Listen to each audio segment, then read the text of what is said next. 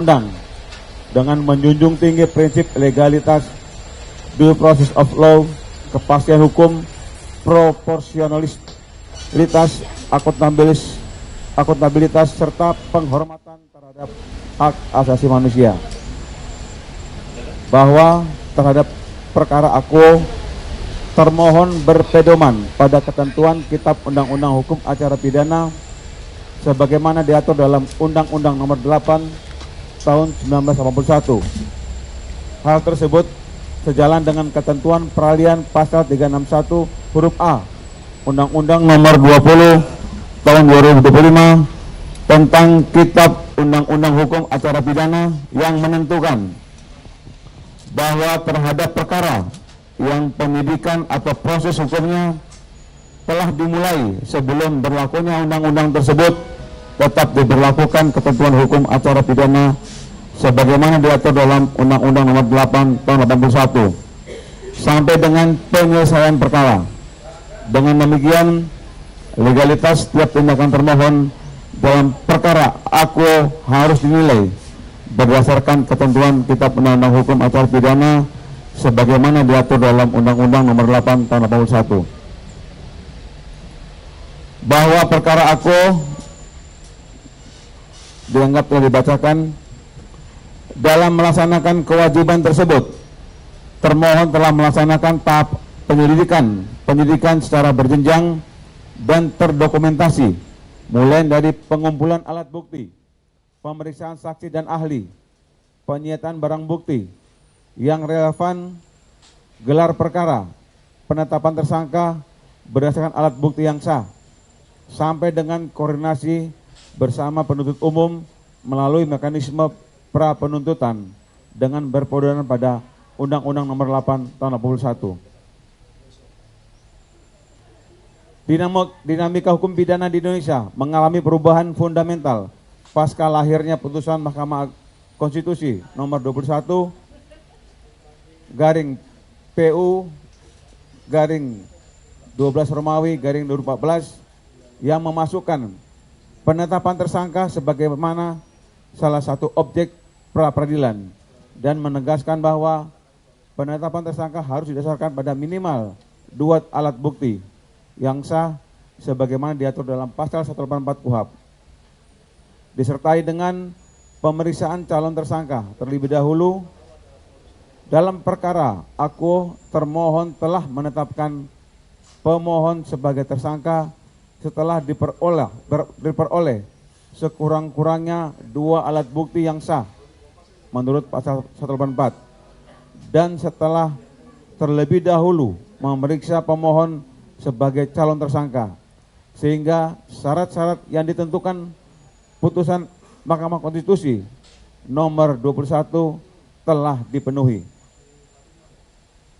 Dengan demikian, setiap tindakan termohon baik dalam proses penyelidikan maupun penyidikan merupakan bagian dari pelaksanaan fungsi negara dalam rangka menegakkan hukum yang dilakukan secara hati-hati, terukur, dan bertanggung jawab.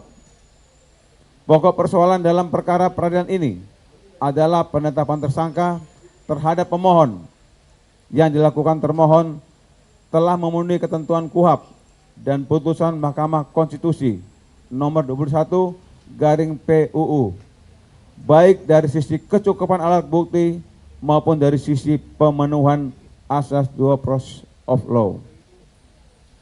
Pada bagian berikutnya, dalam jawaban ini, termohon akan menguraikan secara sistematis dasar-dasar hukum, argumentasi normatif, serta alat bukti yang menjadi landasan tindakan termohon, agar Yang Mulia Hakim Tunggal Pra-Peradilan berkenan menilai perkara ini secara objektif, proporsional, dan bersifat berpihak pada kebenaran hukum yang sejati.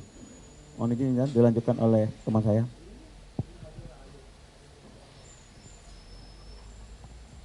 Izin melanjutkan Yang Mulia. Kronologis perkara kami anggap dibacakan. Lanjut, ketentuan hukum kami anggap dibacakan. Selanjutnya terkait fakta-fakta hukum. Poin pertama atau nomor 1, bahwa terhadap perkara akuo, termohon melaksanakan seluruh proses penyelidikan dan penyidikan berdasarkan ketentuan Kitab Undang-Undang Hukum Acara Pidana sebagaimana diatur dalam Undang-Undang Nomor 8 Tahun 1981. Karena berdasarkan ketentuan peralihan pasal 361 huruf A Undang-Undang Nomor 20 Tahun 2025 tentang Kitab Undang-Undang Hukum Acara Pidana, terhadap perkara yang penyidikan atau proses hukumnya telah dimulai sebelum berlakunya Undang-Undang Nomor 20 Tahun 2025, tetap diberlakukan ketentuan Kitab Undang-Undang Hukum Acara Pidana sebagaimana diatur dalam Undang-Undang Nomor 8 Tahun 1981 sampai dengan penyelesaian perkara.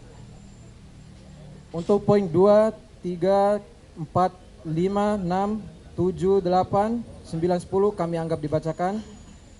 Poin 11, bahwa berdasarkan fakta penyidikan di atas, maka termohon telah memiliki minimal 2 alat bukti yang sah sebagaimana dimaksud dalam pasal 184 KUHP.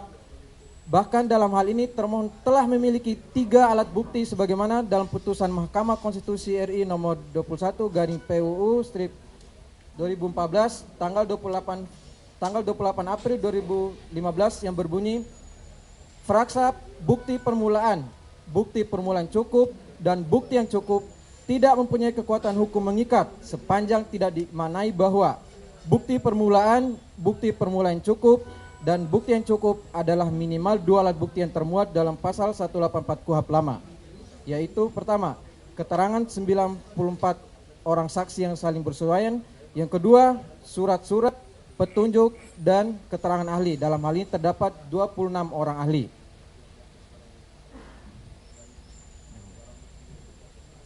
Selanjutnya, bantahan termohon. Bahwa termohon menolak dengan tegas seluruh dalil yang dikemukakan oleh pemohon dalam permohonan pra-peradilan akuo, kecuali terhadap hal-hal yang secara tegas diakui kebenarannya oleh termohon.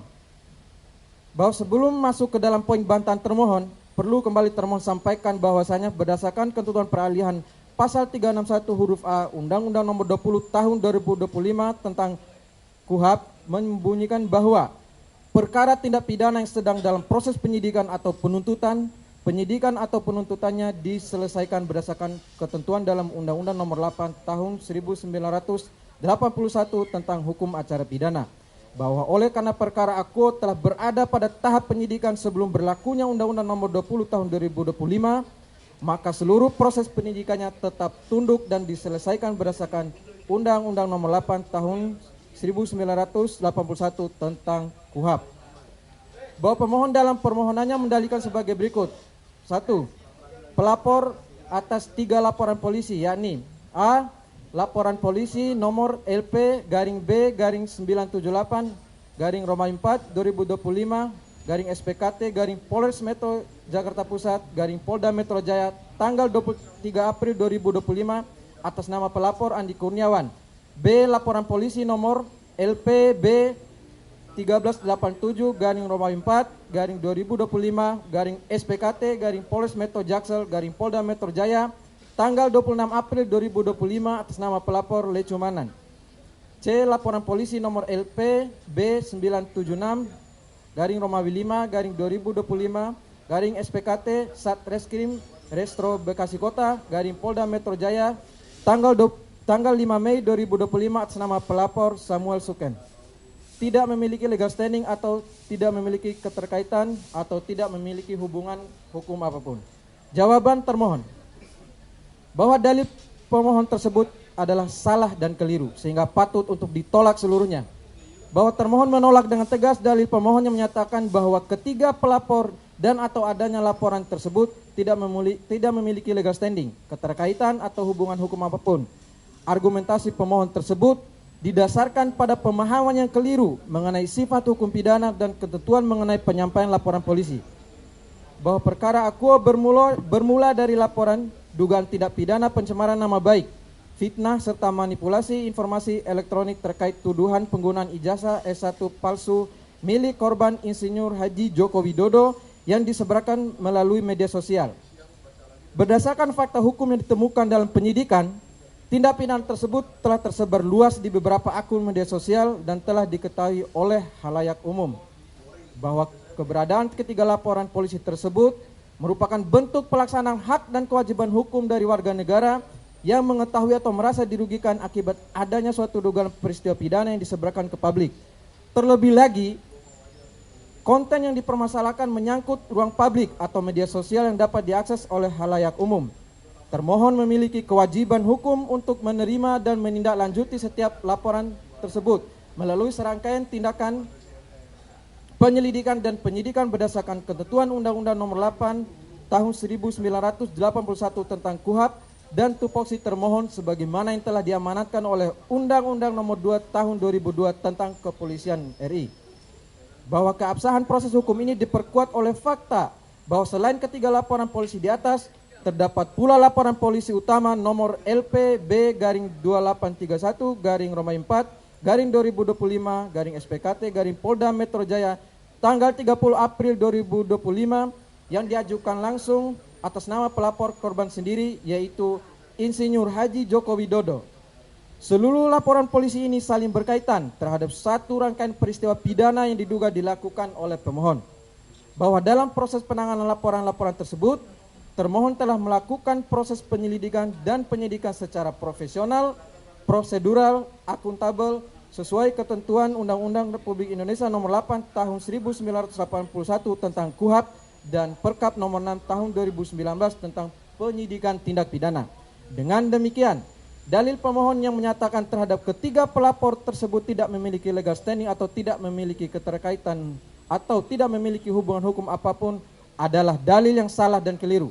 Oleh karena itu, dalil pemohon tersebut adalah dalil yang tidak beralasan menurut hukum dan patut untuk ditolak untuk seluruhnya.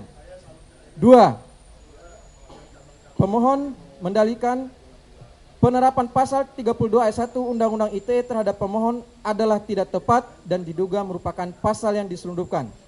Jawaban termohon, bahwa pemohon dalam permohonannya mendalilkan bahwa penerapan pasal 32 ayat 1 Undang-Undang Informasi dan Transaksi Elektronik terhadap diri pemohon adalah tidak tepat dan diduga merupakan pasal yang diselundupkan.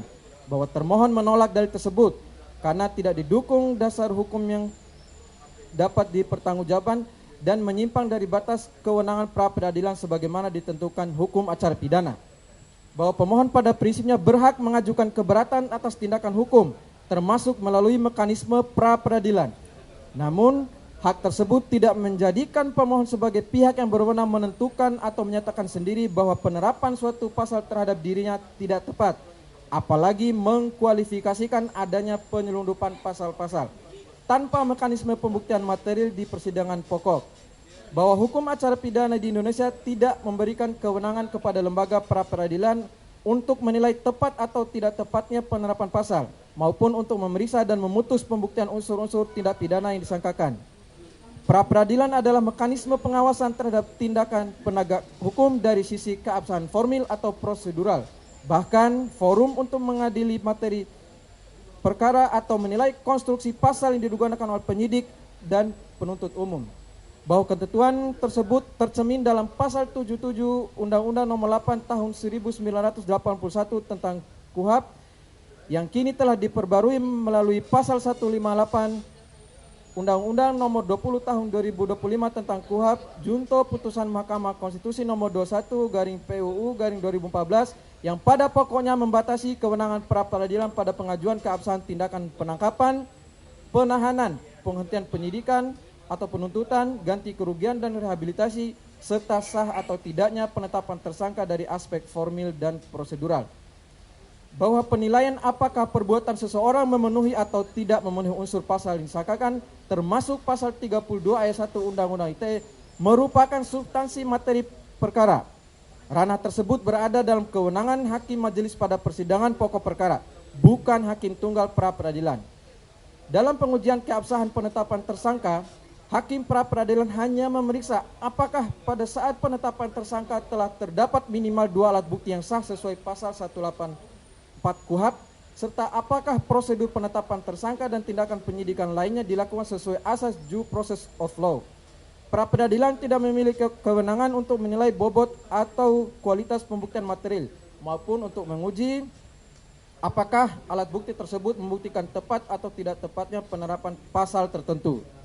Bahwa batasan kewenangan tersebut ditegaskan pula dalam Peraturan Mahkamah Agung Republik Indonesia Nomor 4 Tahun 2016 tentang larangan peninjauan kembali putusan pra-peradilan, khususnya Pasal 2 Ayat 2 yang menyatakan pemeriksaan pra-peradilan terhadap permohonan tentang tidak sahnya penetapan tersangka hanya menilai aspek formil, yaitu apakah ada paling sedikit 2 alat bukti yang sah dan tidak memasuki materi perkara. Pasal 2 Ayat 4 menyatakan persidangan perkara pra-peradilan tentang tidak sahnya penetapan tersangka, penyitaan, penggeledahan dipimpin oleh hakim tunggal karena sifat pemeriksaannya yang tergolong singkat dan pembuktiannya yang hanya memeriksa aspek formil. Bahwa dengan adanya batasan tersebut, permintaan pemohon agar pra-peradilan menilai ketepatan penerapan pasal 32 ayat 1 Undang-Undang ITE terhadap dirinya berada di luar kompetensi pra-peradilan dan tidak sejalan dengan fungsi lembaga pra-peradilan dalam hukum acara pidana.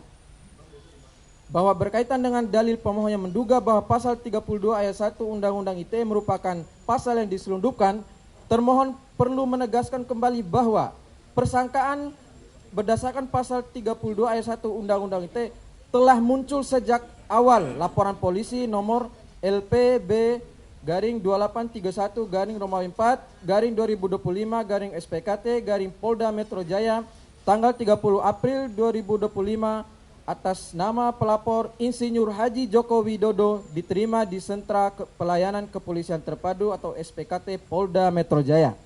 Bahwa dengan demikian, persangkaan berdasarkan pasal 32 ayat 1 Undang-Undang ITE bukanlah pasal yang baru ditambahkan kemudian secara diam-diam atau diselundupkan dalam proses penyidikan, melainkan telah menjadi bagian dari konstruksi awal dugaan tindak pidana yang dilaporkan oleh korban dan ditindaklanjuti oleh termohon sesuai laporan tersebut. Bahwa dalil pemohon yang mendalilkan adanya penyelundupan pasal tidak menunjuk pada perubahan resmi atau penambahan pasal di luar laporan dan administrasi perkara yang telah berjalan serta tidak menguraikan secara konkret proses mana yang diduga sebagai penyelundupan. Tanpa uraian konkret mengenai tindakan yang melanggar hukum acara pidana, tuduhan adanya pasal yang diselundupkan tersebut menjadi tidak berdasar secara yuridis. Bahwa berdasarkan uraian tersebut, termohon berpendapat bahwa kewenangan pra-peradilan terbatas pada pengujian keabsahan aspek formil dan prosedural penetapan tersangka serta tindakan penyidikan tertentu, bukan pada penilaian tepat atau tidak tepatnya penerapan pasal maupun pembuktian unsur-unsur tindak pidana. Persangkaan berdasarkan pasal 32 ayat 1 Undang-Undang ITE terhadap pemohon telah muncul sejak awal laporan korban dari Insinyur Haji Joko Widodo dan bukan merupakan pasal yang diselundupkan dalam proses penyidikan. Dalil pemohon yang menyatakan bahwa penerapan pasal 32 ayat 1 Undang-Undang ITE terhadap pemohon adalah tidak tepat dan diduga merupakan pasal yang diselundupkan dan tidak didukung oleh dasar hukum acara pidana dan tidak menunjukkan adanya pelanggaran formil atau prosedural yang menjadi objek kewenangan pra-peradilan. Bahwa oleh karena itu, dalil pemohon mengenai penerapan pasal 32 ayat 1 Undang-Undang ITE terhadap pemohon adalah dalil yang tidak berdasar hukum dan berada di luar ruang lingkup kewenangan pra-peradilan, sehingga patut untuk dinyatakan tidak beralasan menurut hukum dan ditolak untuk seluruhnya. Selanjutnya, poin 3. Bahwa pemohon dalam permohonannya mendalilkan bahwa tidak ada bukti permulaan yang cukup atau alat bukti yang sah sebagaimana dimaksud dalam putusan Mahkamah Konstitusi nomor 21 garing PUU garing 2014 dan pasal 184 KUHP dalam menetapkan pemohon sebagai tersangka sehingga penetapan tersangka yang dilakukan oleh termohon adalah melawan hukum. Jawaban termohon, bahwa termohon berpendapat dalil pemohon tersebut tidak sejalan dengan ketentuan putusan Mahkamah Konstitusi sebagaimana dimaksud dan pasal 184 KUHP serta bertentangan dengan fakta proses penyidikan perkara akuo. Bahwa pemohon mendalilkan ketidaksahan penetapan tersangka dengan mengacu pada putusan Mahkamah Konstitusi nomor 21 garing PUU garing 2014, namun putusan MK yang dimaksud justru memberikan standar yang jelas dan objektif bagi penilaian keabsahan penetapan tersangka, yaitu penetapan tersangka merupakan objek yang dapat diuji melalui pra-peradilan dan frasa bukti permulaan cukup dan bukti yang cukup harus dimaknai sebagai minimal 2 alat bukti yang sah sebagaimana diatur dalam pasal 184 Undang-Undang Nomor 8 Tahun 1981 tentang KUHP, bahwa dalam perkara akuo pada saat penetapan pemohon sebagai tersangka, termohon telah memenuhi bahkan melampaui standar minimal tersebut karena penetapan tersangka dilakukan berdasarkan sekurang-kurangnya 3 jenis alat bukti yang sah menurut pasal 184 KUHP, yaitu keterangan saksi, yang kedua keterangan ahli, dan yang ketiga surat. Bahwa keabsahan dan kecukupan alat bukti yang dikumpulkan oleh termohon tidak hanya dinilai secara internal, tetapi juga telah diuji secara formil oleh jaksa penuntut umum. Berkas perkara atas nama pemohon telah dinyatakan lengkap atau P21 oleh jaksa penuntut umum Kejaksaan Tinggi DKI Jakarta tertanggal 30 April 2026. Dan selanjutnya setelah dilakukan penyerahan tersangka dan barang bukti atau disebut tahap 2 pada tanggal 19 Juni 2026, hal ini menunjukkan bahwa alat bukti yang dikumpulkan oleh termohon dipandang cukup oleh penuntut umum untuk melanjutkan perkara ke tahap penuntutan.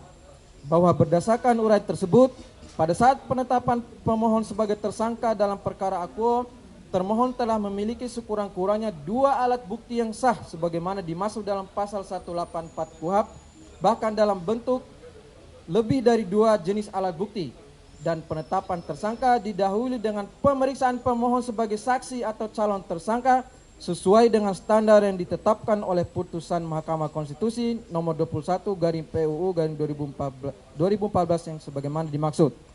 Bahwa oleh karena itu, dalil pemohonnya menyatakan tidak adanya bukti permulaan cukup atau alat bukti yang sah dalam penetapan tersangka tidak sejalan dengan ketentuan putusan MK yang dimaksud dan pasal 184 KUHP serta tidak sesuai dengan fakta proses penyidikan perkara akuo. Dalil tersebut tidak beralasan menurut hukum dan patut ditolak seluruhnya. Yang keempat, bahwa pemohon dalam permohonannya mendalilkan bahwa tidak ada alat bukti sebagaimana dimaksud dalam pasal 184 KUHP dalam menetapkan pemohon sebagai tersangka khusus terhadap pasal 32 ayat 1 Undang-Undang ITE. Jawaban termohon, bahwa termohon berpendapat dalil pemohon tersebut tidak sesuai dengan fakta proses penyidikan perkara akuo karena dalam rangka pembuktian dugaan tidak pidana berdasarkan pasal 32 ayat 1 Undang-Undang ITE dimaksud, termohon telah mengumpulkan sekurang-kurangnya 2 jenis alat bukti yang sah. Bahkan dalam hal ini termohon telah memenuhi 3 jenis alat bukti sebagaimana dimaksud dalam pasal 184 KUHP, yaitu dalam hal ini terdapat keterangan ahli, surat atau petunjuk, dan keterangan saksi.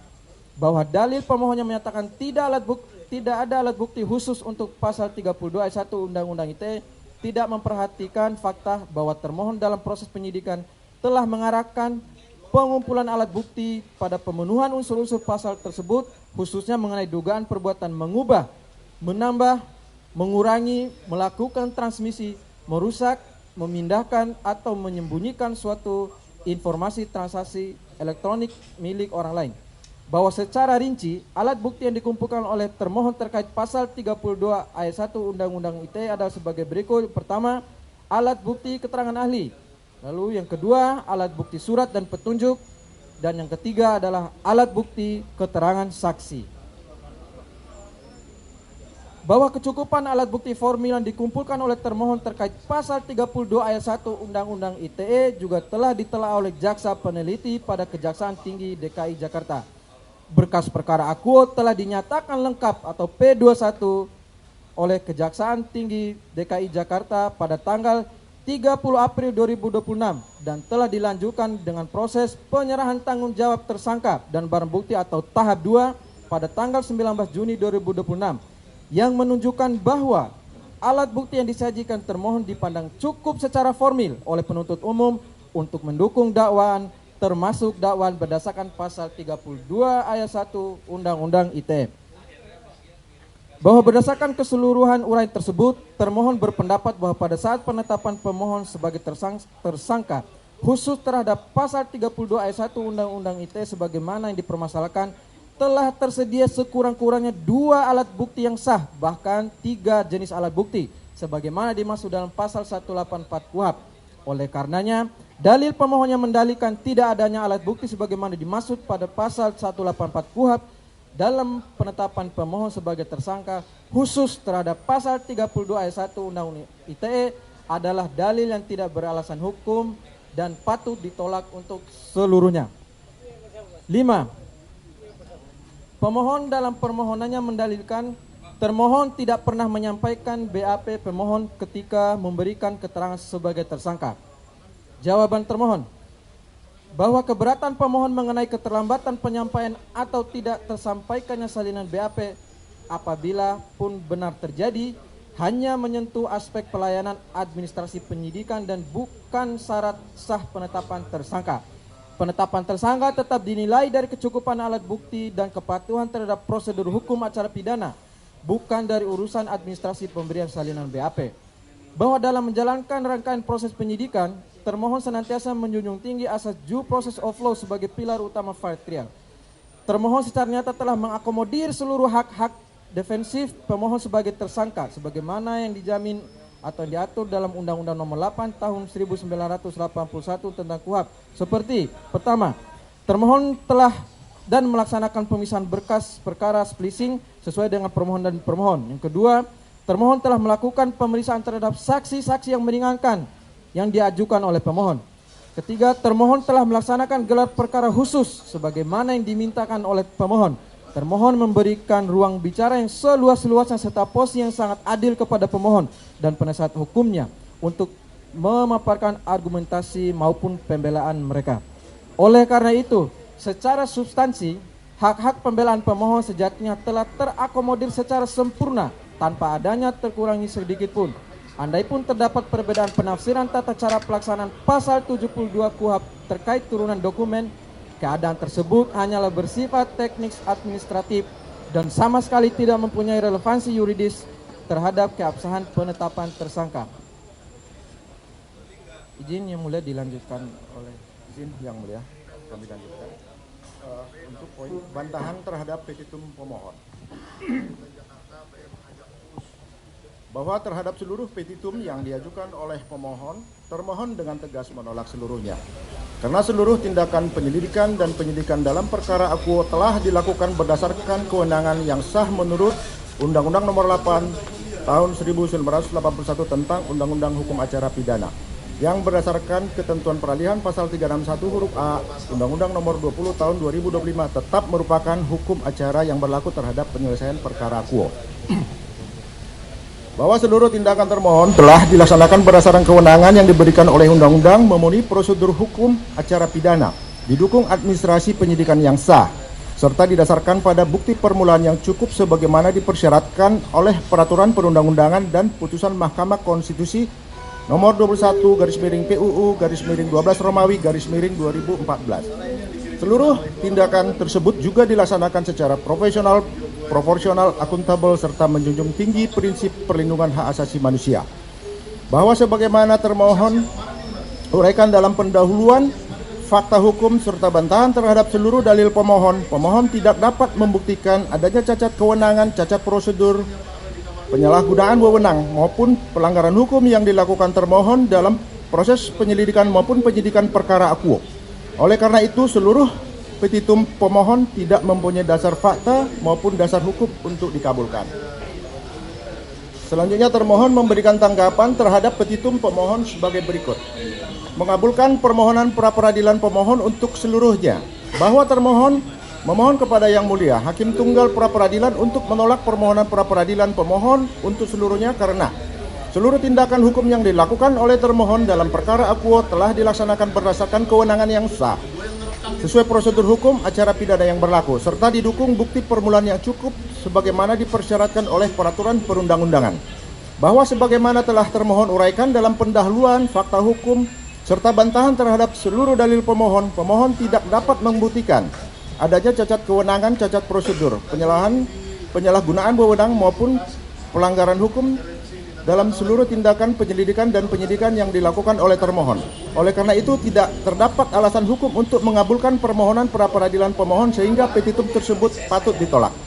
2. Terhadap petitum yang meminta agar penetapan tersangka terhadap pemohon dinyatakan tidak sah, bahwa termohon dengan tegas menolak petitum tersebut. Penetapan tersangka terhadap pemohon dilakukan setelah penyidik memperoleh bukti permulaan yang cukup berupa sekurang-kurangnya 2 alat bukti yang sah sebagaimana dimaksud dalam pasal 184 KUHP dan putusan Mahkamah Konstitusi nomor 21 garis miring PUU strip 12 Romawi garis miring 2014. Penetapan tersebut dilakukan berdasarkan hasil penyidikan yang sah, didukung administrasi penyidikan yang lengkap serta merupakan pelaksanaan kewenangan penyidikan menurut hukum. Bahwa oleh karena syarat formil maupun material penetapan tersangka telah dipenuhi sebagaimana telah termohon buktikan dalam jawaban ini, maka tidak terdapat alasan hukum untuk menyatakan penetapan tersangka terhadap pemohon tidak sah. Dengan demikian petitum tersebut patut ditolak. 3. Terhadap petitum yang menyatakan pemohon tidak dapat didakwa dengan pasal 32 ayat 1 Undang-Undang Informasi dan Transaksi Elektronik, bahwa termohon menolak petitum tersebut karena pada hakikatnya pemohon meminta hakim pra-peradilan menilai terpenuhi atau tidaknya unsur tindak pidana yang disangkakan kepada pemohon. Bahwa penilaian mengenai terpenuhi atau tidaknya unsur tindak pidana, ketepatan penerapan pasal maupun dapat atau tidaknya seseorang didakwa menurut pemeriksaan mengenai perkara pokok yang menjadi kewenangan majelis hakim dalam pemeriksaan perkara pidana, bukan wewenang hakim pra-peradilan. Oleh karena itu petitum tersebut tidak mempunyai dasar hukum yang patut ditolak. 4. Terhadap petitum yang meminta agar surat perintah penyidikan dinyatakan tidak sah, bahwa termohon menolak petitum tersebut. Seluruh penyidikan dalam perkara akuo dilakukan berdasarkan surat perintah penyidikan yang diterbitkan oleh pejabat yang berwenang sesuai ketentuan KUHP serta merupakan pelaksanaan kewenangan penyidik sebagaimana dimaksud dalam pasal 1 angka 1 dan angka 2 KUHP. Bahwa sepanjang kewenangan penyidik, prosedur penyidikan dan bukti permulaan yang cukup telah terpenuhi sebagaimana termohon uraikan dalam jawaban ini, maka tidak terdapat alasan hukum untuk menyatakan surat perintah penyidikan dimaksud tidak sah. Oleh karena itu petitum tersebut patutlah ditolak.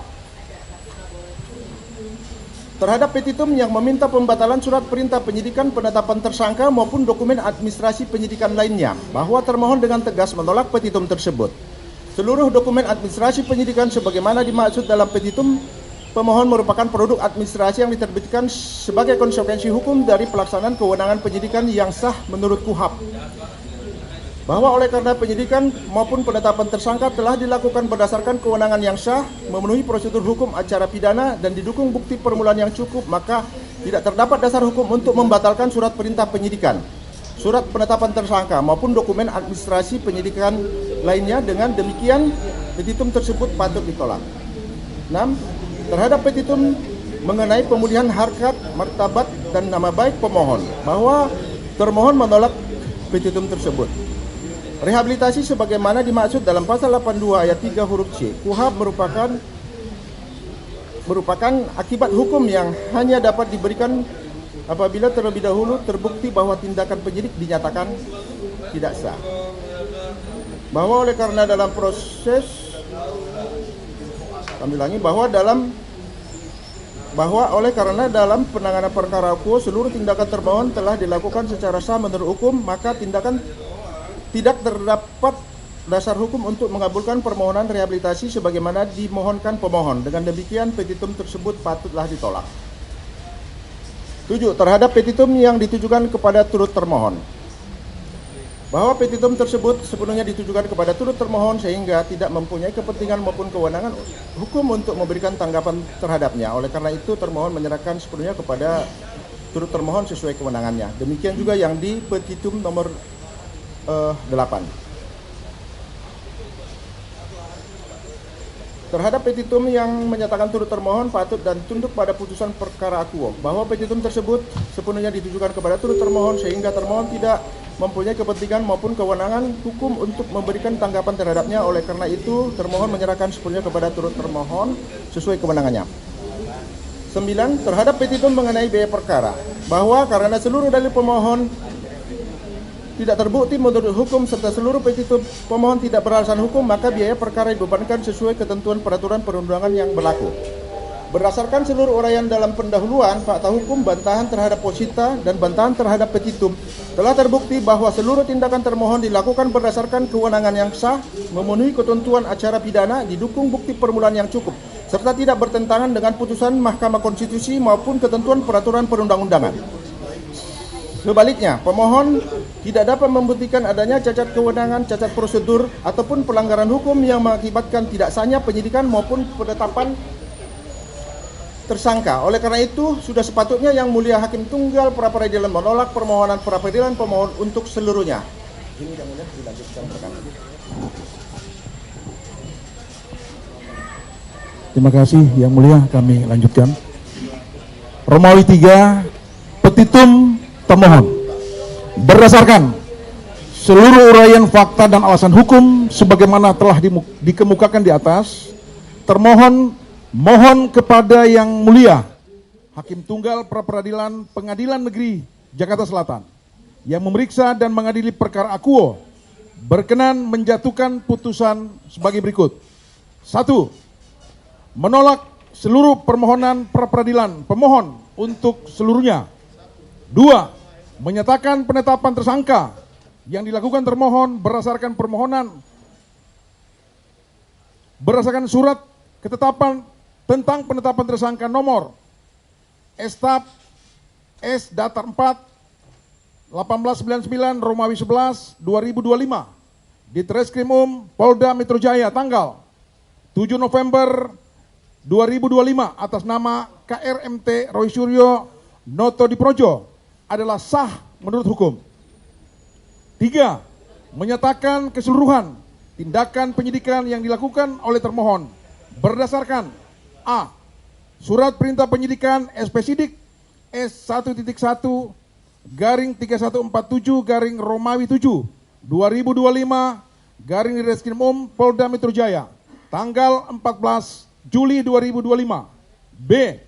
Surat perintah penyidikan SP-Sidik garing 94 garing Romawi 1 garing Res titik 1.14 2026 di Treskrimum Polda Metro Jaya tanggal 15 Januari 2026. C. Surat perintah penyidikan SP-Sidik 1043 garing Romawi 3 Res titik 1.14 garing 2026 di Treskrimum Polda Metro Jaya tanggal 30 Maret 2026. D. Surat perintah penyidikan SP-Sidik garing 1270 garing Romawi 4 garing Res titik 1.14 garing 2026 di Treskrimum Polda Metro Jaya tanggal 15 April 2026 adalah sah menurut hukum. 4. Membebankan biaya perkara kepada pemohon atau menurut ketentuan hukum yang berlaku. Atau apabila Yang Mulia Hakim Tunggal Pra-Peradilan yang memeriksa dan mengadili perkara aku berpendapat lain, mohon putusan yang seadil-adilnya. Ex aequo et bono. Demikian jawaban termohon. Hormat kami tim kuasa hukum termohon, nama dan tanda tangan. Demikian Yang Mulia. Terima kasih. Nanti langsung dikirim ke email kami ya. Turut termohon silakan. Diberikan ke kami dulu.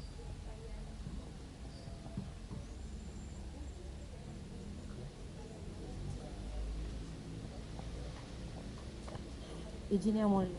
Pokok-pokoknya saja ya. Siap. Eksepsi dan jawaban turut termohon dalam perkara permohonan pra-peradilan pada Pengadilan Negeri Jakarta Selatan antara KRMT Roy Suryo Noto Diprojo sebagai pemohon melawan Kepolisian Negara Republik Indonesia dan Kejaksaan Republik Indonesia. Bahwa pada saat ini turut termohon akan langsung membacakan pada pokoknya adalah bahwa setelah turut termohon meneliti dengan seksama seluruh dalil permohonan pra-peradilan yang diajukan oleh pemohon, turut termohon menemukan adanya kontradiksi logika hukum yang nyata, serta tindakan memilah-memilah aturan secara oportunis demi keuntungan sepihak pemohon. Pada bagian awal permohonannya, pemohon secara tegas menggunakan ketentuan transisional pasal 361 huruf A Undang-Undang Republik Indonesia Nomor 20 Tahun 2025 sebagai batu uji tunggal dengan menuntut agar seluruh rangkaian proses penuntutan diselesaikan berdasarkan Undang-Undang Nomor 8 Tahun 1981. Namun, secara paradoks pada bagian akhir permohonannya, pemohon justru melompat pagar dengan memohon agar turut termohon diikat menggunakan pasal 163 ayat 1 huruf E Undang-Undang Republik Indonesia Nomor 20 Tahun 2025 guna menangguhkan persidangan pokok perkara. Satu perkara pidana yang sedang berjalan tidak boleh diadili dengan menggunakan dua rezim hukum acara yang berbeda secara parsial dan saling bertentangan. Tindakan pemohon yang mencampur adukan hukum acara analog dan hukum acara modern hanya untuk mengambil klausul yang menguntungkan dirinya merupakan penyeludupan hukum yang wajib ditolak. Bahwa inkonsistensi pemohon kian nyata ketika pemohon secara sistematis mencoba menyeret forum pra-adjudikasi untuk menguji keabsahan material Undang-Undang Pasal 32 Ayat 1 UU ITE. Pemohon menantang pembuktian fisik terkait integritas data cyber, ada tidaknya peretasan hingga keaslian ijazah pelapor di dalam sidang pra-peradilan ini, yang secara absolut telah melanggar batas kualitatif formalitas pra-peradilan sebagaimana dikunci oleh Pasal 2 Ayat 2 Peraturan Mahkamah Agung Nomor 4 Tahun 2016 yang menegaskan bahwa pemeriksaan pra-peradilan hanya menilai aspek formalitas pemenuhan dua alat bukti yang sah, bukan menilai kelayakan material substansi pidana. Bahwa untuk meluruskan kekeliruan pemohon mengenai kekuatan pembuktian dokumen elektronik yang dijadikan basis penetapan tersangka, turut termohon merujuk pada ketentuan Pasal 5 Ayat 1 dan 2 Undang-Undang Nomor 11 Tahun 2008 tentang informasi dan transaksi elektronik yang mengatur 1. Informasi elektronik dan atau dokumen elektronik dan atau hasil cetaknya dokumen merupakan alat bukti yang sah. 2. Menyatakan bahwa informasi elektronik dan atau dokumen elektronik beserta hasil cetaknya merupakan perluasan dari alat bukti yang sah sesuai dengan huruf hukum acara yang berlaku di Indonesia. Berdasarkan legitimasi Pasal 5 Undang-Undang Nomor 11 Tahun 2008 tentang informasi dan transaksi elektronik, seluruh informasi elektronik dan dokumen elektronik yang disita oleh penyidik adalah perluasan alat bukti yang sah demi hukum. Oleh karena itu, perdebatan teknis mengenai originalitas jejak digital maupun hasil uji forensik atas dokumen elektronik tersebut bukan merupakan objek penilaian hakim pra-peradilan, melainkan materi murni dari persidangan perkara pokok di hadapan Majelis Hakim Pengadilan Negeri Jakarta Selatan. Kami yang bertanda tangan di bawah ini, Jaksa Penuntut Umum pada Kejaksaan Negeri Jakarta Selatan bertindak selaku turut termohon mengajukan tanggapan dan jawaban secara doktrinal guna mematahkan dalil pemohon pra-peradilan yang berhubungan dengan turut termohon. 1. Dalam eksepsinya, eksepsi kompetensi absolut permohonan pemohon keliru memasuki materi pokok perkara. Bahwa berdasarkan Pasal 2 Ayat 2 Peraturan Mahkamah Agung Nomor 4 Tahun 2016 tentang penyelenggaraan sidang pra-peradilan secara tegas menyatakan pemeriksaan pra-peradilan hanya menilai aspek formil dan tidak memasuki pemeriksaan materi pokok perkara. Bahwa dalil-dalil pemohon dalam angka 17 sampai dengan angka 24 murni berisikan analisis material mengenai unsur-unsur Pasal 32 Ayat 1 Undang-Undang Nomor 11 Tahun 2008 tentang informasi dan transaksi elektronik, mengenai perbuatan mengubah, menambah, atau merusak informasi elektronik milik orang lain. Perdebatan pemohon mengenai apakah perbuatan tersebut harus berupa tindakan fisik seperti mencuri hard disk atau peretasan cyber, serta pembuktian ada tidaknya niat jahat menurut turut termohon adalah murni ranah pembuktian material. Bahwa turut termohon menegaskan bahwa berdasarkan Pasal 2 Ayat 2 Peraturan Mahkamah Agung Nomor 4 Tahun 2012, pemeriksaan pra-peradilan hanya menilai aspek formil, yaitu pemenuhan aspek formalitas administratif dan kuantitas alat bukti, serta secara tegas dilarang memasuki pemeriksaan materi pokok perkara. Dalil pemohon yang memperdebatkan interpretasi frasa dengan cara apapun dalam Undang-Undang Informasi dan Transaksi Elektronik adalah materi pembelaan atau pledoi yang merupakan kompetensi absolut Majelis Hakim Sidang Perkara Pidana Pokok dan bukan objek pra-peradilan. Dengan demikian, dalil pemohon tidak beralasan menurut hukum dan oleh karenanya harus ditolak. Kedua, bahwa pemohon dalam petitum permohonannya menuntut pembatalan 3 surat perintah penyidikan Sprindik tahun 2025 dan 2026 serta surat ketetapan tersangka nomor S/S41899 di Treskrimum tertanggal 7 November 2025. Secara hukum administrasi yudisial, Seluruh dokumen tersebut diterbitkan secara mandiri dan atributif oleh penyidik atau dalam kurung termohon, dan penuntut umum sebagai turut termohon ditarik sebagai pihak murni atas dasar doktrin pluralitas konsorsium atau kelayakan pihak. Bahwa berdasarkan pasal 77 huruf A Undang-Undang Nomor 8 Tahun 1981 tentang Hukum Acara Pidana, junto putusan Mahkamah Agung Republik Indonesia Nomor 21 Tahun 2014, lembaga pra-peradilan berfungsi menguji keabsahan tindakan paksa yang dilakukan oleh instansi yang menerbitkan dokumen tersebut. Seluruh dokumen sprindik dan penetapan tersangka yang disengketakan secara nyata diterbitkan secara atributif oleh penyidik atau termohon. Bahwa turut termohon tidak memiliki hubungan kausalitas terhadap penerbitan objek sengketa karena mempunyai tugas dan fungsi masing-masing. Berdasarkan asas diferensiasi fungsional, menuntut turut termohon untuk ikut bertanggung jawab membatalkan sprindik dan status tersangka adalah sebuah kekeliruan subjek hukum yang nyata. Bahwa menarik turut termohon sebagai pihak yang dituntut untuk membatalkan sprindik dan status tersangka adalah salah alamat karena turut termohon tidak memiliki wewenang eksekutif sektoral untuk membatalkan produk hukum milik termohon. Dengan demikian, dalil pemohon tidak beralasan menurut hukum dan oleh karenanya harus dinyatakan ditolak. Bahwa perkara pokok atas nama tersangka Dr. KRMT Roy Suryono Todi Projo telah resmi dilimpahkan oleh turut termohon ke Pengadilan Negeri Jakarta Timur pada tanggal 23 Juni 2026 dan telah diterima resmi oleh pengadilan. Berdasarkan rezim Undang-Undang Nomor 8 Tahun 1981 dan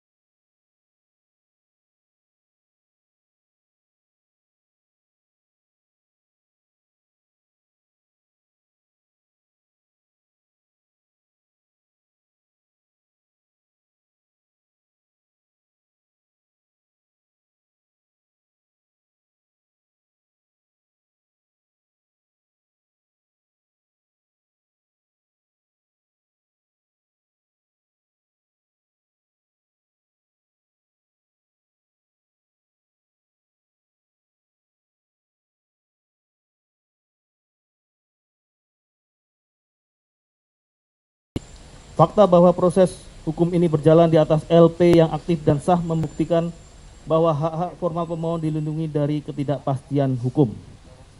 Bahwa turut termohon menegaskan ancaman pidana adalah produk legislasi yang sah dari pembentuk undang-undang, bukan rekayasa aparat. Keberadaan 3 LP lainnya yang bersifat pasif sama sekali tidak menegaskan keabsahan 1 LP aktif yang digunakan sebagai basis pengeluaran P21. Jaksa penuntut umum memiliki independensi mutlak untuk melakukan penuntutan berdasarkan laporan yang dinilai memiliki pembuktian paling kuat demi melindungi kepentingan hukum korban Insinyur Haji Joko Widodo. Dengan demikian dalil pemohon tidak beralasan menurut hukum dan oleh karenanya harus dinyatakan ditolak. 3. Sanggahan atas klaim pengikatan penuntut umum lewat pasal 163 Undang-Undang Nomor 20 Tahun 2025, inkonsistensi logika hukum pemohon mengenai penerapan pasal transisi. Bahwa pemohon menyatakan menarik kejaksaan sebagai turut termohon untuk mengikat secara formal agar mematuhi pasal 163 ayat 1 huruf E Undang-Undang Nomor 20 Tahun 2025. Bahwa pemohon mengalami kontradiksi logika hukum yang akut. Di satu sisi, pada angka 1 permohonan, pemohon menetapkan pasal 361 huruf A sebagai batu uji tunggal persidangan ini. Namun di sisi lain, pemohon mencoba menyelundupkan ketentuan pasal 163 Undang-Undang Nomor 20 Tahun 2025 untuk melarang penuntut umum melimpahkan atau menyidangkan perkara.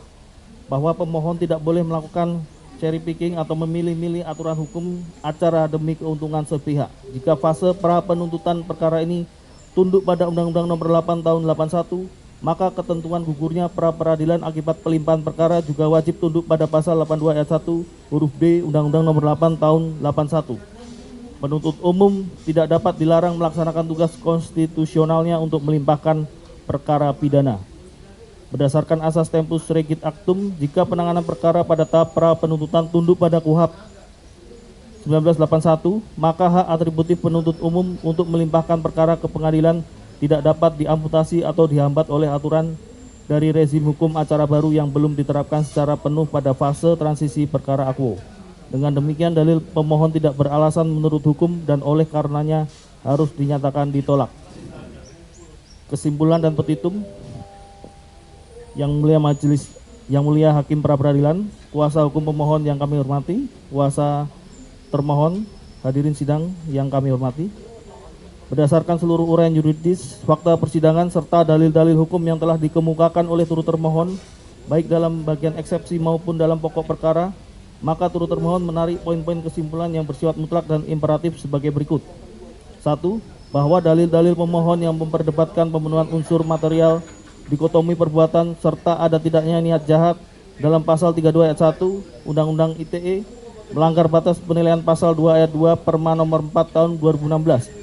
Pengujian substansi material tersebut merupakan kompetensi absolut majelis hakim pemeriksaan pokok perkara di sidang pengadilan, sehingga forum pra peradilan ini secara hukum tidak berwenang untuk memeriksa dan memutusnya.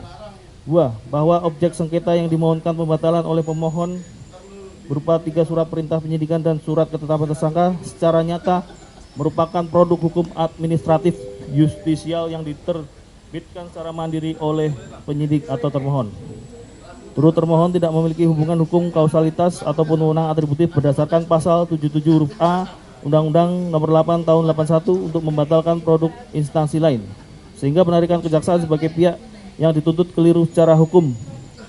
Bahwa berkas perkara pidana pokok atas nama tersangka Dr. KRMT Roy Suryo Noto Diprojo beserta surat dakwaan telah resmi dilimpahkan dan diterima oleh Pengadilan Negeri Jakarta Timur pada tanggal 23 Juni 2026, sehingga status pemohon telah beralih menjadi terdakwa. Berdasarkan batu uji yang disepakati pemohon, yaitu ketentuan peralihan pasal 361 huruf A Undang-Undang Nomor 20 Tahun 2025, perkara wajib diselesaikan berdasarkan pasal 82 ayat 1 huruf B Undang-Undang Nomor 8 Tahun 81 Jungto Putusan MK Nomor 102 Tahun 2015 yang menegaskan bahwa pelimpahan perkara pokok mengakibatkan permohonan pra peradilan ini gugur demi hukum. 3. Bahwa penerbitan surat berkas perkara lengkap atau P21 tanggal 30 April 2026 adalah sah demi hukum berdasarkan wewenang eksklusif penuntut umum dalam pasal 14 huruf B, pasal 110 Jungto pasal 138 Undang-Undang Nomor 8 Tahun 81. Dokumen P21 tersebut merupakan bukti otentik terpenuhnya threshold kuantitatif minimal 2 alat bukti yang sah sesuai pasal 184 ayat 1 KUHP 81 junto putusan MK nomor 21 tahun 2014 sehingga penuntutan perkara ini memiliki dasar hukum yang sempurna. Bahwa oleh karena seluruh poin kesimpulan di atas telah membuktikan secara sempurna legalitas formal tindakan turut termohon dan gugurnya objek permohonan, maka sudah sepatutnya permohonan pra peradilan pemohon dideklarasikan tidak dapat diterima atau dinyatakan gugur. Berdasarkan seluruh uraian yuridis tersebut, turut termohon memohon kepada Yang Mulia Hakim Tunggal pra peradilan untuk memberikan putusan sebagai berikut. 1. Dalam eksepsi A. Menerima dan mengabulkan seluruh dalil eksepsi turut termohon untuk seluruhnya. B. Menyatakan permohonan pra peradilan pemohon tidak dapat diterima. 2. Dalam pokok perkara A. Menyatakan permohonan pra peradilan pemohon gugur demi hukum berdasarkan pasal 137, 138, dan 139 Undang-Undang Nomor 8 Tahun 81 tentang hukum acara pidana junto ketentuan peralihan pasal 361 huruf A Undang-Undang Nomor 20 Tahun 2025. B. Menyatakan surat ketetapan penetapan tersangka nomor S, TEP, dan seterusnya tanggal 7 November 2025 adalah sah dan berkekuatan hukum mengikat. C. Menolak permohonan pra peradilan pemohon untuk seluruhnya. D. Membebankan biaya perkara kepada pemohon. Atau apabila Yang Mulia Hakim Tunggal pra peradilan berpendapat lain, mohon putusan yang seadil-adilnya ex aequo et bono. Demikian eksepsi dan jawaban ini kami sampaikan. Atas kearifan dan kebijaksanaan Yang Mulia Hakim pra peradilan kami ucapkan terima kasih. Hormat kami, kuasa turut termohon. Demikian. Jangan lupa dikirim Pak. Demikian jawaban yang dibacakan. Apakah saudara merasa perlu mengajukan tanggapan? Ya, izin Yang Mulia, kami akan mengajukan tanggapan atas jawaban dari termohon dan eksepsi dari turut termohon. Dan satu hal lagi Yang Mulia, kami barangkali ingin koreksi apa tadi yang disampaikan oleh termohon, bahwa penyerahan tersangka barang bukti atau kita kenal sebagai tahap 2 itu berdasarkan tadi uraian jawaban dari termohon itu dilakukan pada tanggal 19, tapi itu dilakukan pada tanggal 22. Itu aja Yang Mulia yang kami koreksi. Oke, nanti di dalam replik silahkan ditanggapi. Kami beri waktu sampai pukul 14.00. Ya, sidang kami skors dan akan dibuka lagi pukul 14.00. Sidang diskors.